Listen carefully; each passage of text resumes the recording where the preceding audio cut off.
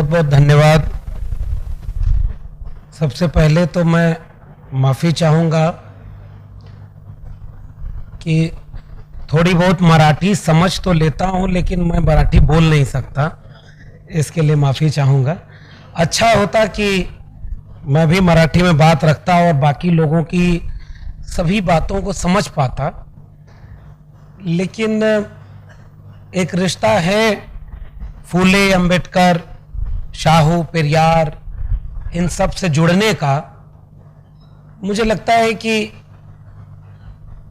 इसके बीच में बाधा भाषा नहीं बन पा रही थी, बाकी जो बातें थी वो समझ में आ जा रही थी, इसलिए मैं उम्मीद करूंगा कि मैं हिंदी में बोलूंगा और थोड़ी बहुत बातें आप तक पहुंच भी जाएंगी। सबसे पहले फूले, शाहू, अंबेडकर ओबीसी महिला साहित्य संस्कृति संवर्धन समिति नागपुर महाराष्ट्र के सभी आयोजकों का बहुत शुक्रिया कि आपने इस आयोजन में मुझे आमंत्रित किया। मंच पर बैठे हुए सभी सम्मानित अतिथिगण और इस परिसर में बैठे हुए आप सभी लोगों को मेरा सादर जय भीम, जय मंडल, जय संविधान है, इंकलाब जिंदाबाद है।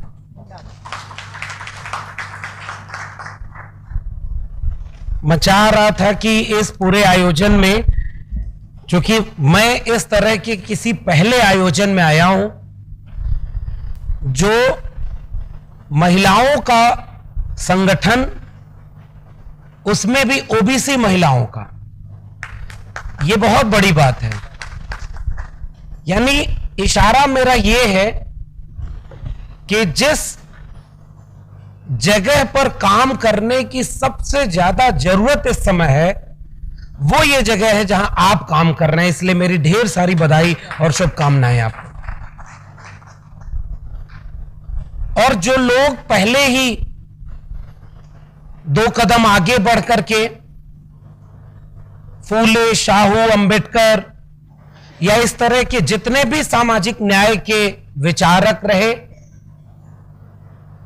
अब तक ऐसा लगता था कि पहले तो कोशिश यह की गई इस देश में आजादी के बाद कि इन लोगों को मिटा दिया जाए। भारत आजाद हुआ, भारत का संविधान लागू हुआ, तो वहां से तो एक वादा था, एक भरोसा था इस देश के लोगों के लिए कि अब हम सबका नया मुल्क बनाएंगे जिसमें सब बराबर होंगे। उस मुल्क के बनाने में जिन लोगों ने ख्वाब देखा था उनका नाम है फूले, शाहू, अंबेडकर या बिरसा, पेरियार, जितने भी लोग थे। इन सब ने जो कुछ भी सोचा था उसका एक मुकम्मल रूप तो भारत के संविधान के रूप में आया। यानी उसके बाद जिम्मेदारी इस बात की थी कि इस देश के सभी नागरिकों को यह बात समझाई जाए कि जो हक आपको आज मिला है, जो जगह आपको मिली है, जैसा देश और समाज बना है, इनमें किन लोगों की बहुत बड़ी भूमिका थी। वो ना होते तो आज हम आप यहां नहीं होते। यह बहुत बुनियादी सी बात है। यानी एक नागरिक के तौर पर इस देश को यह समझाना था, तो समझाने की जिम्मेदारी किसकी थी? जिनके हाथ में देश चलाने की बागडोर आई। कुछ लोग नेता बन के कुर्सियों पर बैठे, कुछ लोग अफसर बने, प्रोफेसर बने, डॉक्टर, इंजीनियर बने। यह सब कुछ तय हुआ भारत के संविधान से। तो उनके ऊपर यह जिम्मेदारी थी कि इस देश के सभी नागरिकों को बराबर का हक मिला हो या मिले, इसके लिए कोशिश की जाए। तो उस कोशिश में एक कोशिश तो यह होगी ना कि आप अपने अतीत के लोगों से अपने नई पीढ़ियों को परिचित तो कराने देते कि फूले थे कौन, शाहू ने किया क्या था, अंबेडकर का मतलब क्या है। मगर इस देश में विडंबना देखिए कि जिन लोगों के सपनों पर एक भारत बनना था, उन्हीं को मिटाने की कोशिश की गई। न इनके ऊपर कोई ढंग से किताब आई, न इनको पढ़ने पढ़ाने दिया गया, न इनको लोगों को जानने दिया गया। ये उसके बाद जब लोग, बहुजन लोग, दलित, पिछड़े, आदिवासी, महिलाएं, ये सारे लोग जब अपने हक हुकूक को समझने के लिए खुद पढ़ना शुरू किए तो उन्होंने पाया कि ये तो हमारे लोग ऐसे थे जिनका आज कोई नाम लेवा नहीं। मैं विश्वविद्यालय में पढ़ाता हूं, अभी तो टेम्परेरी प्रोफेसर हूं, परमानेंट भी नहीं हूं। और ये बात इसलिए कह रहा हूं कि अब इस देश में कुछ भी परमानेंट बचेगा या नहीं बचेगा, हम उस मोड़ पर खड़े, सब बेच दिया जाएगा निजी हाथों में। तो उस समय हमारी जिम्मेदारी क्या है कि आज जब ऐसे बड़े मंचों पर हमें बुलाया जाए और आपने इतना सम्मानित किया, तो कुछ दो चार वो बातें कही जाएं जो इस बात में, इस जगह पर कहना बहुत जरूरी है। तो उसमें हुआ ये कि जब पहली बार इस तबके के लोग अपने अतीत को जानने समझने लगे, क्लेम करने लगे, ऐसा नहीं था कि आप किताब नहीं छापेंगे तो कोई फूले अंबेडकर को जानेगा नहीं, जानते थे लोग, लेकिन थोड़े से जागरूक लोग थे। जब पहली बार इन पर बात होना शुरू हुई तब कोशिश क्या की गई, मजबूरी में बात करना शुरू किया क्योंकि प्रेशर बना इधर से। तो उनको क्या साबित किया गया कि डॉक्टर अंबेडकर दलितों के नेता हैं, डॉक्टर अंबेडकर पुरुषों के लिए लड़े, फूले केवल पुरुषों के लिए लड़े, ये जातिवादी लोग थे। ये कोशिश की गई इस देश में। इसका एक वानगी देखना हो तो आज भी जो लोग डॉक्टर अंबेडकर को असल में पहचानते हैं वही उन्हें जी रहे हैं। तस्वीर जाकर देखिए कि किन के घरों में डॉक्टर अंबेडकर की तस्वीरें लगी होती। अगर डॉक्टर अंबेडकर सबके नेता माने जाते तो इस देश के सवर्ण घरों में भी तो इनकी तस्वीर होनी चाहिए थी, लेकिन नहीं है। उनको जबरदस्ती बनाया जा रहा है कि दलितों के नेता हैं। इसलिए जब यह कोशिश हुई, फिर मंडल आंदोलन का दौर आया, ओबीसी महिलाओं का सम्मेलन है और वो भी साहित्यिक सम्मेलन है। तो मैं बहुत थोड़ा सा इतिहास, बस जो बहुत जरूरी है वो रख रहा हूं, फिर थोड़ी सी बात साहित्य पे करके अपनी बात कंप्लीट करूंगा। तो जब मंडल आंदोलन का दौर आया, जिसका सीधा रिश्ता ओबीसी से है, लोगों को यह समझाया गया कि ओबीसी के लिए तो डॉक्टर अंबेडकर ने कुछ किया ही नहीं। मैं तो उन लोगों के सामने बैठा हूं जिनको यह बात समझाने की जरूरत नहीं है, क्योंकि ओबीसी महिलाओं का संगठन बनाने के बाद भी उन्होंने 2 ओबीसी के साथ डॉक्टर अंबेडकर का भी नाम जोड़ा है जो ओबीसी नहीं थे, लेकिन इन्हें पता है कि उन्होंने ओबीसी के लिए क्या किया है। वो सबके थे। अनुच्छेद 15(4), अनुच्छेद 16(4) भारत के संविधान में और अनुच्छेद 340 न होता तो मंडल कमीशन बनता ही नहीं और ओबीसी को जो हक मिलना था वो नहीं मिलता। तो उस मंडल को लागू करने के लिए जो लड़ाई लड़ी गई, उस लड़ाई में जो लोग शामिल थे वो केवल ओबीसी नहीं थे, वो दलित भी थे, वो आदिवासी भी थे। मान्यवर कांशीराम जो नौकरी तो यही महाराष्ट्र में करते थे, लेकिन अपना आंदोलन जब खड़ा किया उन्होंने, तो उस पूरे आंदोलन में यह नारा दिया कि 85% बहुजन हम एक हैं। तीसरा काम यह किया गया कि इन सारे लोगों को यह समझाया जाए कि इन्होंने केवल पुरुषों के लिए काम किया। यह वो बिंदु है जो मैं यहां कहना चाह रहा था। जब इस देश में फूले, शाहू, अंबेडकर, ओबीसी महिला के नाम पर अगर संगठन बनना शुरू हो जाएगा तो इस बहुत देर नहीं लगेगी इस देश के लोगों को यह जानने में कि इन सारे लोगों ने इस देश की आधी आबादी और दुनिया की आधी आबादी के लिए कितनी बड़ी लड़ाई लड़ी। वो महिलाओं की लड़ाई थी जो फूले ने, शाहू ने और अंबेडकर ने लड़ी थी। इसलिए मैं आपको बधाई दे रहा हूं कि आपने बहुत महत्वपूर्ण काम किया और यह वो जगह है जहां काम करने की जरूरत है। अब मुझे नहीं पता, मैं समझ नहीं पाया, शायद हमारे मंचासीन साथी जा रहे हैं। मैं एक चीज पूछना चाह रहा था, इन्होंने जो मराठी में बोला वो ब्रह्मा विष्णु महेश का कुछ जिक्र किया, मैं समझ नहीं पाया। वो आप लोग बताइए क्या था वो, मैं समझ नहीं पाया। अच्छा, इसीलिए मैं पूछना चाह रहा था। मुझे लगा कि कहीं ऐसा ना हो कि जैसे वो 3 वैसे ये 3, लेकिन अगर ये बात है तो समझ लीजिए कितनी महत्वपूर्ण बात है। मैं बधाई देता हूं आपको। कि हमें उनकी जरूरत नहीं है ब्रह्मा विष्णु महेश की, हमारे लिए ऐसे लोगों की जरूरत है जिन्होंने हमारे वजूद की लड़ाई लड़ी थी। बहुत शुक्रिया आपका इस बात को कहने के लिए। और इसीलिए इस आयोजन में आना या इस तरह के आयोजन को मेरा मकसद है, मेरा मन है कि काश अब मैं जिस महाराष्ट्र की जमीन पर खड़ा हूं, पिछले दिनों दीक्षा भूमि में भी आया था, तो मैं ये महसूस करता हूं कि मुझे जब इस तरह के मंचों पर बुलाया जाता है तो मुझे नहीं पता कि हमारे बोलने से आपका कितना लाभ होता है, कुछ मिलता है, लेकिन आपके बुलाने से मेरा बहुत लाभ होता है। मैं बहुत हिम्मत और हौसला लेकर जाता हूं, क्योंकि अब यह वक्त है कि यह बात इस देश में बुलंदी के साथ कही जाए कि जिनको तुमने मिटाने की कोशिश की थी, अब वो जमीन कोड़ करके वापस खड़े हैं। मैं जब सुन रहा था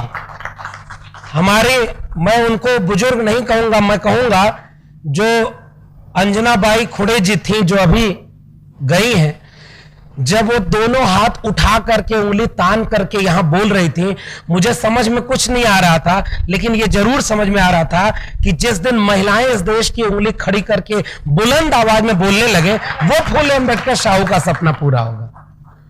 वो बहुत बड़ी बात थी जो इस मंच से यहां खड़े होकर के वो बोल रही थी। और तब इस देश में कोशिश केवल इस बात की करनी है हमें, मैं फिर से कह रहा हूं, ये सभागार में बैठे लोगों को वो ऑलरेडी कन्विंस्ड हैं, तो मैं कन्विंस्ड को कोई अपना ज्ञान सुनाने नहीं आया हूं कि देखिए मैंने फूले के बारे में इतना पढ़ा है, अंबेडकर के बारे में इतना पढ़ा है, वो आप भी जानते होंगे। हम दोनों को मिलकर क्या करने की जरूरत है, वो छोटी सी बात जो मुझे समझ में आती है वो मैं बस रख के अपनी बात खत्म करूंगा। जितना हम जानते हैं उन्हीं बातों को अब इस तरह के सेमिनार के जरिए, जहां तक मैं देख पा रहा हूं तीसरा सम्मेलन है ये, इस तरह के सम्मेलन पूरे महाराष्ट्र में हो और मैं भी अपनी तरफ महिलाओं को जागरूक करने और उनके पीछे खड़े होकर के, क्योंकि देखिए जरूरत इस बात की है, अच्छा होता कि इस महिलाओं के सम्मेलन में जितने पुरुष हैं वो सामने बैठकर सुनते और महिलाएं बोल रही होती। मैं तो ये चाहता था, लेकिन ठीक है, आपने हमें मौका दिया, हमें सम्मान दिया। अभी ठीक हमारे पहले जो हमारा परिचय दे रही थी मैडम, मैं उनके साथ ही नागपुर से आया, उन्होंने कहा कि हमें जो हक मिला है पुरुषों ने ही दिया है। तो अब ये भी पहचानने की जरूरत है वो पुरुष भी कौन थे, वो फूले जैसे थे, वो अंबेडकर जैसे थे।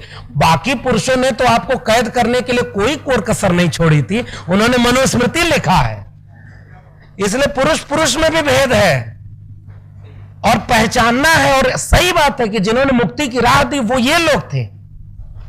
जो मैं तो हर मंच से एक बात कहता हूं, ज्योतिबा फूले जिस रूप में ज्योतिबा फूले बन पाए वो कभी नहीं बन पाए होते अगर उनके साथ पूरी ताकत से सावित्रीबाई फूले नहीं खड़ी होती। तो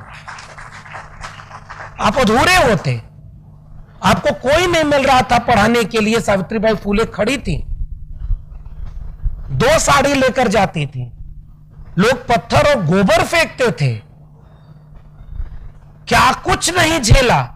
इसी पूरे शहर में उनके नाम के पोस्टर लगवा दिए गए चौराहों पर कि ये धर्म के विनाश का काम कर रही हैं। पिता को भड़का दिया, पिता ने कहा कि तुम दोनों को या तो घर चुनना होगा या स्कूल चुनना होगा। आप सब जानते हैं वो अच्छे पुत्र या अच्छे पति बनकर के घर नहीं चुने, वो अच्छे हमारे वैचारिक अगुआ बनकर के स्कूल चुनते और घर छोड़ देते हैं। वो त्याग था। और जब स्कूल चुना तो उस समय उसको पढ़ाने के लिए जाने के लिए जितना अपमान झेलना पड़ा वो इन लोगों ने झेला। मगर सावित्रीबाई फूले जिस रास्ते पर चल करके एक कविता लिखती हैं कि तुम मेरे ऊपर गोबर फेंकते गए, मैं तुम्हारे बच्चों को पढ़ाती चली गई।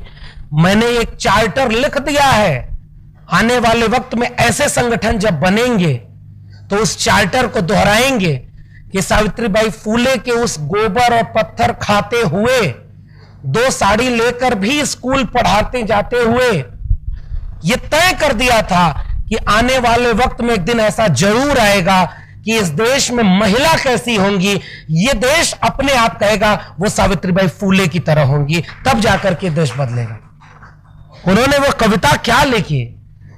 मैं भी चूंकि साहित्य का विद्यार्थी हूं, मैं हिंदी पढ़ाता हूं, और मुझे अच्छा लगा कि मैं एक साहित्य के सम्मेलन में हूं, तो क्यों ना बातें साहित्य के रेफरेंस से कही जाए। मैंने पहले ही वाक्य में क्यों यह कहा कि यह सम्मेलन उस जगह पर चोट करने के काम कर रहा है जहां असल में चोट करने की जरूरत है। तीन चीजें एक साथ हैं। एक तो ओबीसी जो अपने कंधे पर हिंदू धर्म को ढोने का भी बहुत कोशिश कर रहा है, यह भी तो सच है ना, क्योंकि वो देखिए इसमें गलती ओबीसी की नहीं है। ओबीसी ने वह झेला ही नहीं जो दलितों ने झेला था, जो आदिवासियों ने झेला था, उन्हें तो मनुष्य ही नहीं समझा गया। तो जब आपने उतना झेला नहीं, जैसे जो एक महिला महसूस करती है कि इस देश में महिला होने का आज भी मतलब क्या है, वो पुरुष सहानुभूति से ही महसूस कर सकता है, उसकी स्वानुभूति नहीं हो सकती। उसी तरह से जो जातिगत उत्पीड़न और अन्याय दलितों ने झेला, आदिवासियों ने झेला, वो ओबीसी को झेलना नहीं पड़ा। क्यों नहीं झेलना पड़ा? थोड़ी बहुत जमीनें भी थी इन जातियों के पास, ये वो हाथ से काम करने वाली जातियां थीं जिनको अछूत बना करके ब्राह्मणों का काम नहीं चल सकता था, इसलिए इन्हें सछूत बनाए रखे। ज्योतिबा फूले ने अपनी पुस्तक गुलामगिरी में क्या लिखा है? उन्होंने लिखा कि ये सारी ओबीसी जातियां क्षत्रिय जातियां थी। पढ़िएगा गुलामगिरी। लेकिन ये वाला क्षत्रिय नहीं जो तलवार लेकर, त्रिशूल लेकर मस्जिद पे हमला करने का अगुवाई कर रहा है। हम तो वहां खड़े हैं ना, इस देश में नफरत की आग लगाई जा रही है ना, हमारी जिम्मेदारी है कि उस पर मोहब्बत का पानी डाला जाए। वो फूले शाहू अंबेडकर मिशन से ही हो सकता है। सांप्रदायिकता की आग को बुझाने का काम केवल सामाजिक न्याय के पानी और मोहब्बत से ही किया जा सकता है। तो वो जो झेला नहीं था, तो उसके लिए महात्मा फूले ने लिखा कि ये वो क्षत्रिय नहीं थे। ये जो आर्य जब विदेश से आए तो इनके सामने जो झुक गए, उनका उन्होंने जनेऊ संस्कार किया, उपनयन संस्कार किया, तो वो सारे क्षत्रिय हो गए। जो झुके नहीं, तनकर खड़े रहे, वो शूद्र बना दिए गए। इसलिए महात्मा फूले ओबीसी को शूद्र कहते हैं। थे नहीं, बनाए गए। उसी तरह से दलितों के लिए ज्योतिबा फूले ने क्या शब्द लिखा है? अतिशूद्र। और इसी थ्योरी को डॉक्टर अंबेडकर कंटिन्यू करते हैं हु आर शूद्रास पुस्तक में, जो उन्होंने महात्मा फूले को समर्पित की थी।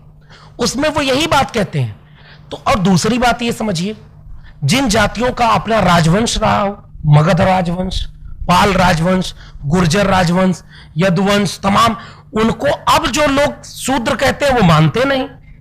आपके यहां तो बहुत जागरूकता है। मैं जब 14 अप्रैल को आया था तो मैंने कोई सड़क, कोई गली मोहल्ला, गोंदिया से लेकर नागपुर तक ऐसा नहीं देखा जहां 4 लोग भी अगर है तो वो बाबा साहब की एक तस्वीर लेकर के झूमते हुए जय भीम करके नाच न रहे हो। ये तो ये जगह का नाम है। आप बाबा साहब को जीते हैं, हम लोग तो उन्हें थोड़ा बहुत अपनाने की कोशिश अभी कर रहे हैं। ये हमारे और आप पे अंतर, क्योंकि फूले यहां हुए, पेरियार इधर हुए, अंबेडकर यहां हुए। इनको जहां जितनी जल्दी उत्तर भारत ले जाना था वो काम नहीं हुआ। वो काम किया कुछ लोगों ने 1950 के आसपास, लेकिन अभी जरूरत है कि इन सारे लोगों को पूरे भारत का अगुवा बनाया जाए। तो वो जो ओबीसी की समस्या थी, उसके बाद जब मैं बात करता हूं कि भाई अगर आज की नजर में ओबीसी सवर्ण था, क्षत्रिय था, तो बताओ ओबीसी के जज क्यों नहीं बने, वकील क्यों नहीं बने, डॉक्टर इंजीनियर क्यों नहीं बने, ब्यूरोक्रेट क्यों नहीं हुए? ओबीसी के लोग अगर राजघराने से थे तो उनके साथ ये अन्याय हुआ। मैं विश्वविद्यालय से पढ़ाता हूं और मैंने खुद आरटीआई लगाई 1 जनवरी 2020 को कि 2019 तक इस देश के 45 केंद्रीय विश्वविद्यालयों में ओबीसी 0 थे, 0 ओबीसी प्रोफेसर। तो ना आपके डॉक्टर बने, ना इंजीनियर बने, ना वकील बने, ना जज बने, तो आप अभी भी कहते हो कि हम जाति नहीं मानते, हम तो सब क्षत्रिय हैं। तब मैं उनसे पूछता हूं कि आपके साथ भी जो भेदभाव हुआ वो जाति के नाम पर ही हुआ ना? इस देश में पूंजी किसके पास है, संपत्ति किसके पास है? वो जो विदेश लेकर भाग गया उनमें कोई दलित ओबीसी क्यों नहीं है? वो तो सारे वही लोग हैं ना। यानी हम लोगों को अब इस रूप में लोगों को समझाना है कि आप ओबीसी इसलिए हैं क्योंकि आपके साथ जाति के नाम पर अन्याय हुआ है, आपको जाति के नाम पर रोका गया। उनमें भी जब महिलाओं की बारी आएगी तो मुझे लगता है कि वहां से एक नई क्रांति शुरू होगी। ओबीसी की आबादी मंडल कमीशन कहता है 52% है, 52% आबादी, और इस देश का हर दूसरा व्यक्ति ओबीसी है। लेकिन अच्छी और सबसे ताकतवर बात यही है कि अब कम से कम ओबीसी दो तरह से समझ रहा है। पता नहीं मेरी बात आप लोग कितना समझ रहे हैं कि नहीं, मैं उसे आसान भाषा में समझा रहा हूं। कुछ ओबीसी ऐसे संगठन और ऐसे सम्मेलन के बहाने सीख रहा है, समझ रहा है, जागरूक हो रहा है। मैं तो अभी जो मिलन साहब आ रहे थे हमारे साथ और हम लोग गाड़ी में बात कर रहे थे कि जब महिलाओं के संगठन की बात आई तो हमने कुछ ही दिनों में देखा कि इतने सारे आर्टिकल, इतने सारे लेख, और आज ही 2 किताबों का विमोचन हुआ है। तो यानी इनको मंच नहीं मिल रहा था अपनी प्रतिभा दिखाने का। जैसे ये संगठन बना, इतनी ओबीसी महिलाएं लिखने वाली, बोलने वाली और लड़ने वाली सामने आ गई कि हमें तो ये पता ही नहीं था। ये ताकत है आपके संगठन की, ये ताकत है इस मंच की। तो ये जो ओबीसी में महिलाओं की अगुवाई अगर होती है तो मुझे लगता है कि फिर इस देश में जो हर दूसरा व्यक्ति ओबीसी है वो कम से कम जिस दिन ये समझ जाएगा कि हम किसकी विचारधारा के लोग हैं, हम फूले, शाहू और अंबेडकर की विचारधारा के, हम तथागत बुद्ध की विचारधारा के, हम पेरियार की विचारधारा के, वो काम करना जरूरी है। छोटी सी आखिरी बात ये कि हम क्यों कहते हैं कि हम इनकी विचारधारा के, इसका मतलब कि इन्होंने हमारे लिए कुछ किया होगा। तो तथागत बुद्ध ने हमारे लिए क्या किया, इसे आसान भाषा में लोगों तक समझाने की जरूरत है, जो काम ये संगठन कर रहा होगा।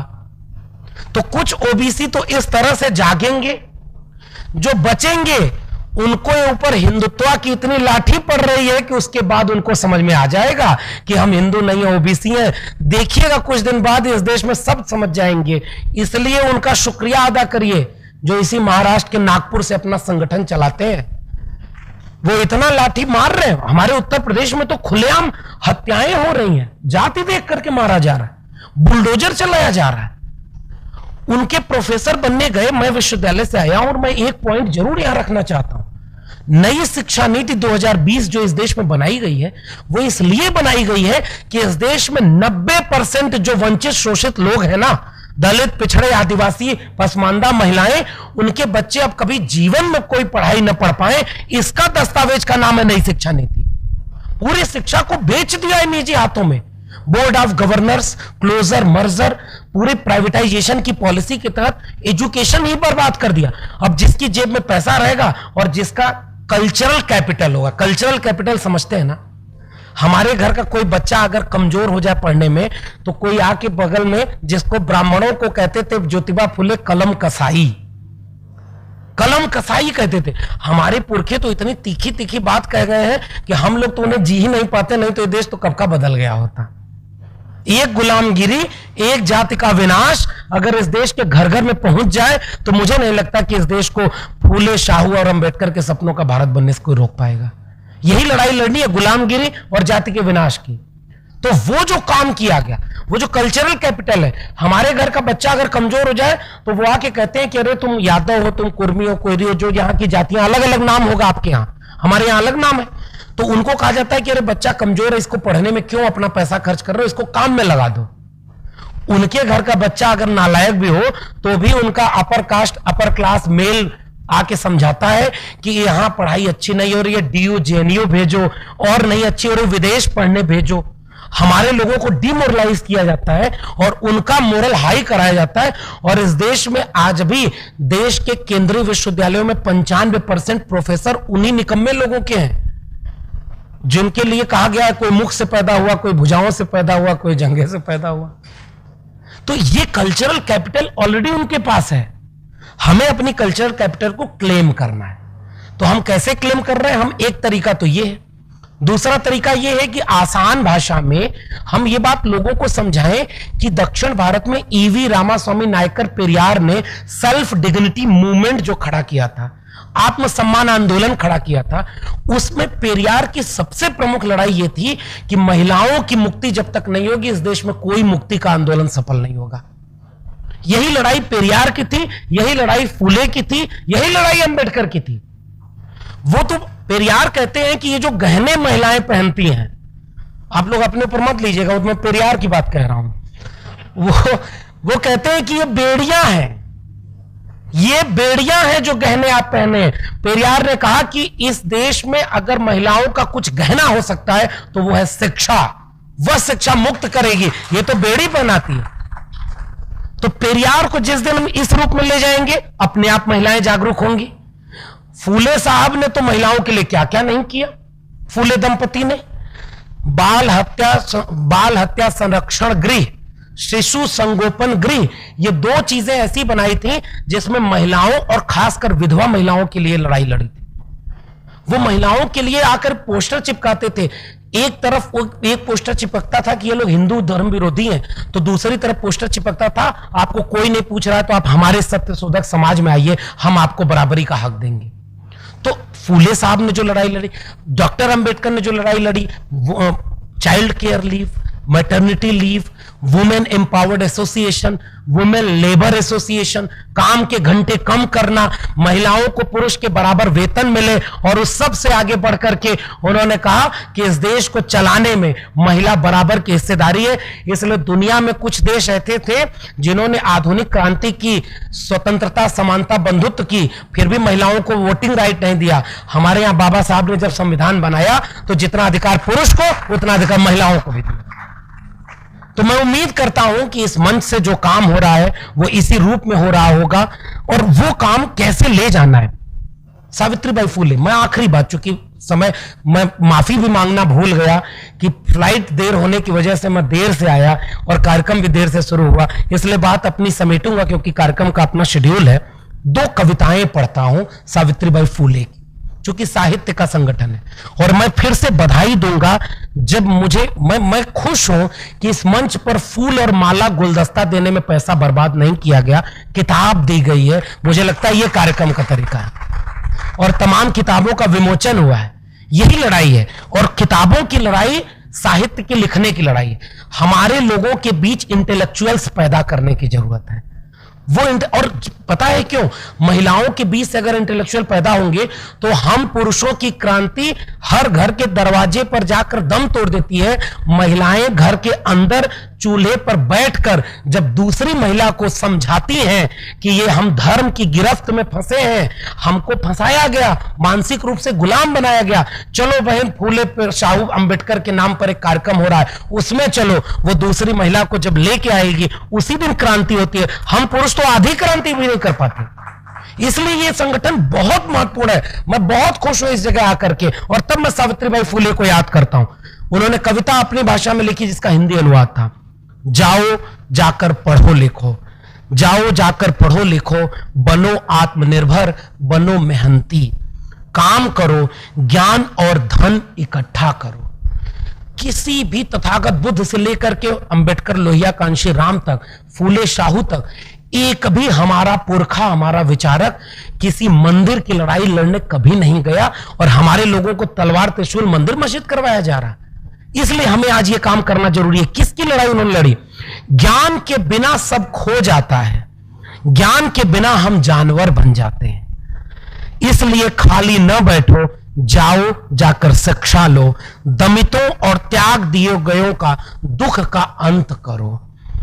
तुम्हारे पास सीखने का सुनहरा मौका है, इसलिए सीखो और जाति के बंधन को तोड़ दो, ब्राह्मणों के ग्रंथ जल्द से जल्द फेंक दो। ये कविता लिखी है सावित्रीबाई फूले ने। एकदम स्पष्ट विचार है। हमारा साहित्य ये है। इसलिए इस साहित्य सम्मेलन में उठो, अरे अत शूद्र शूद्र तुम, यह गुलामी की परंपरा की मनुवादी पेशवाई मिट चुकी है। खबरदार, तुम मनु की विद्या मत लेना। ज्ञानदाता अंग्रेज जो आए, अवसर पहले ऐसा न पाया। अब जागृत हो, उठो भाइयों बहनों, उठो, तोड़ दो परंपरा को अज्ञान की, और शिक्षा पाने के लिए उठ खड़े हो। और आखिरी में जो बात उन्होंने कहा, पत्थर को सिंदूर लगाकर तुमने बना दिया देवता। असल में था तो वह पत्थर ही, उस पत्थर को देवता किसने बनाया? अब मैं आखिर में बस 1-2 छोटी छोटी हल्की बातें कह रहा हूं। इस देश में एक नई देवी पैदा हुई थी जो पहले वेद पुराण में नहीं थी, सिनेमा बना, फिल्म आई, तो उसके बाद वो देवी की पूजा होने लगी। आप जानते हैं उनका नाम? संतोषी मां। दुनिया में जो देवी देवता थे वो मनुष्य को पैदा करने का सिद्धांत बताते हैं। हमारे यहां मनुष्य और सिनेमा देवी देवता पैदा करता है। और वो लोग कहते हैं कि हम धर्म के खिलाफ न बोलें। मंदिरों से हमें शिक्षा और मुक्ति कभी नहीं मिली। मंदिर में घुसने का अधिकार नहीं था। मंदिर में संपत्ति जो चंदा लेकर के हमारा कितना लिखा ज्योतिबा फुले, चूंकि वक्त नहीं उस पर नहीं जाऊंगा। जो दौर है उसमें केवल यही इशारा करने आया हूं। हम लोग जिस दिन धर्म की बेड़ियों को तोड़ेंगे, शिक्षा की लड़ाई लड़ेंगे, हमें लगता है कि फूले, शाहू, अंबेडकर, पेरियार के सपनों का भारत बन जाएगा। और त्रिशूल और तलवार हमारे बच्चों के हाथ में दिया जा रहा है, हमारे पुरखों में से। और उनके क्यों वो दे रहे हैं? क्योंकि उनके देवी देवता के हाथ में त्रिशूल और तलवार ही तो है। किसी के हाथ में फरसा है, किसी के हाथ में त्रिशूल है। जैसे लग रहा है सब मारपीट करने जा रहे हैं, किसी की हत्या करने जा रहे हैं। हमारे पुरखों की शुरुआत करिए तथागत बुद्ध से और आइए बाबा साहब अंबेडकर तक, सबके हाथ में या तो कलम है या किताब है। यही अंतर है उनमें और हम में। इस अंतर को पैदा कर रहा है त्रिशूल और तलवार, नफरत की आग। अज्ञान और अंधविश्वास के दौर में मुझे लगता है कि इस संगठन जैसे हजारों संगठन बने। आप सब इसको जोड़िए, हर दिन कार्यक्रम करिए। मुझे मौका मिलेगा मैं फिर आऊंगा, अपनी तरफ जागरूक करने की कोशिश करूंगा कि वहां भी इस तरह के कार्यक्रम और हों। और इस तरह के सांप्रदायिक नफरत के माहौल में हम कलम और किताब लेकर के एक दिन जरूर जीतेंगे। आपने मुझे आमंत्रित किया, इतना सम्मान दिया, बहुत बहुत धन्यवाद। जय भीम, जय मंडल, जय संविधान।